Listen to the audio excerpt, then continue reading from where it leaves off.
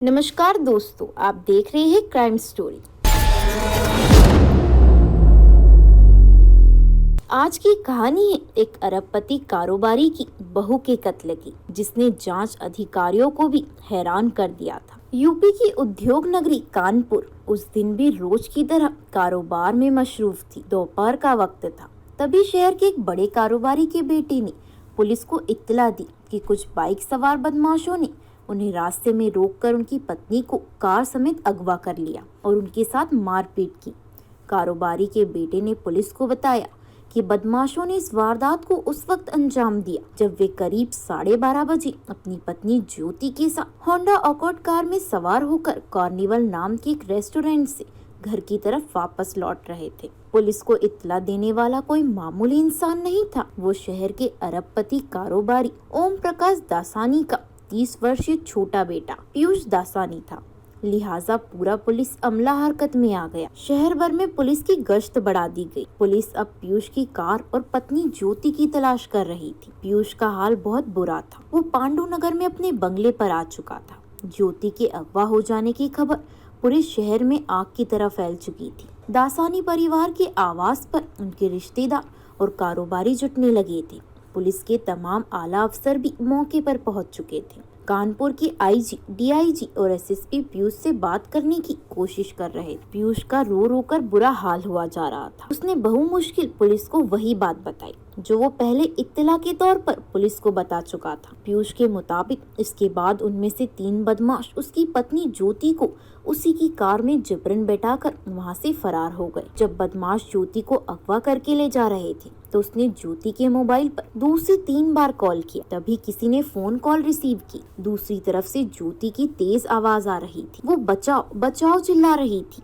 बदमाश उसे गाली देते हुए मारने की धमकी दे रहे थे। इसके बाद फोन कट गया और जब पीयूष ने दोबारा कॉल की तो किसी ने कॉल रिसीव नहीं किया। बकौल पीयूष इसके बाद उसने रास्ते से गुजरने वाले कई लोगों से मदद मांगी, लेकिन किसी ने उसकी मदद नहीं की। बड़ी मशक्कत के बाद एक बाइक वाले ने उसे लिफ्ट दी और रावतपुर पहुंचा दिया, जहां से पीयूष पुलिस स्टेशन पहुंचा और पुलिस को वारदात की जानकारी दी।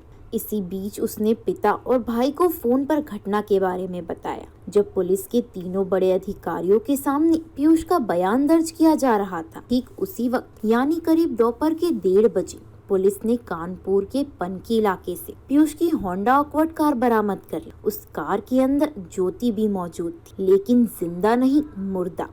उसका कत्ल हो चुका था।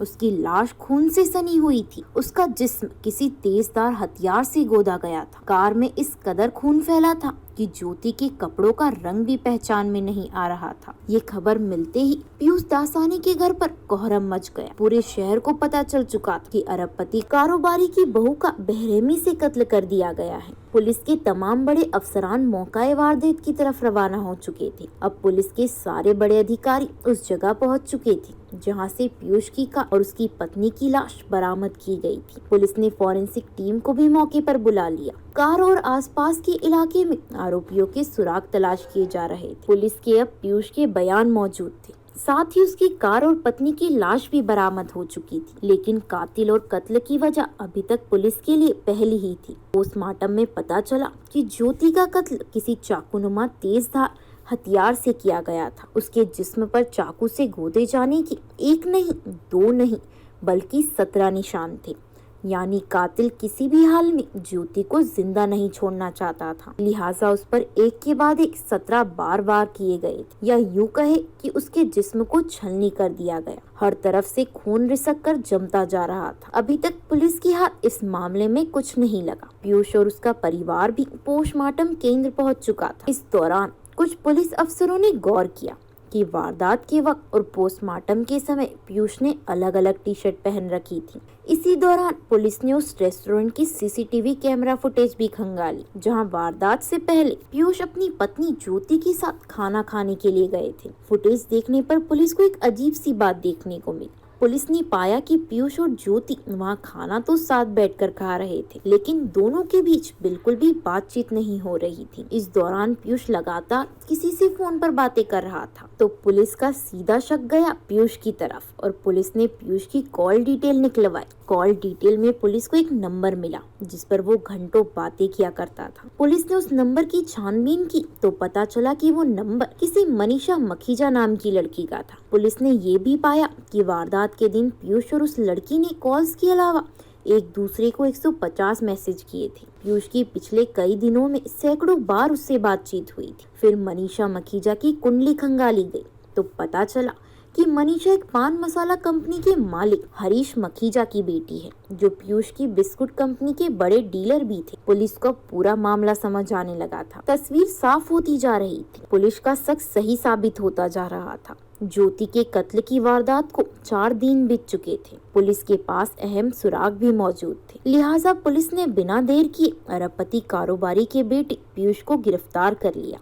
पीयूष पुलिस के सामने तमाम तरह के झूठ बोलता रहा। फिर पुलिस ने मनीषा मखीजा को पूछताछ के लिए बुलाया। आमने सामने बैठाकर पूछताछ की गई तो पीयूष की सारी चालबाजी धरी रह गई और वो पुलिस के सवालों के सामने टूट गया।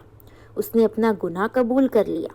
पीयूष ने खुद पुलिस के सामने कबूल किया कि उसने पहले जो बयान पुलिस को दिए थे वो एक मनगढ़ंत कहानी थी। दरअसल उसने खुद ही अपनी पत्नी की हत्या की साजिश रची थी, जिसमें उसका ड्राइवर अवधेश और नौकर रेणु भी शामिल थे। उन दोनों को इस मर्डर के लिए सुपारी दी गई थी। असल में पीयूष और मनीषा के बीच एक्स्ट्रा मैरिटल अफेयर था। पीयूष उससे शादी करना चाहता था, इसी वजह से वो ज्योति को रास्ते से हटाना चाह रहा था। वारदात के दिन पीयूष ने ज्योति को लॉन्ग ड्राइव के लिए ड्राइवर की व्यवस्था हो जाने की बात कही। जब ज्योति तैयार हो गई तो उसने ड्राइवर अवधेश को बुलाया। उसके साथ रेणु कनौजिया भी कार में सवार हो गई। अवधेश कार चला रहा था, रेणु उसके बगल में बैठी थी, जबकि पीयूष और ज्योति पिछली सीट पर बैठे थे। इस दौरान सीएस आजाद विश्वविद्यालय और रावतपुर के बीच अवधेश ने कार रोकी और अचानक ज्योति पर तेजधार हथियार से एक के बाद एक 17 बार वार कर डाले। फिर पीयूष, अवधेश और रेणु कार को वहीं छोड़कर निकल गए। पीयूष ने पुलिस के पास जाने से पहले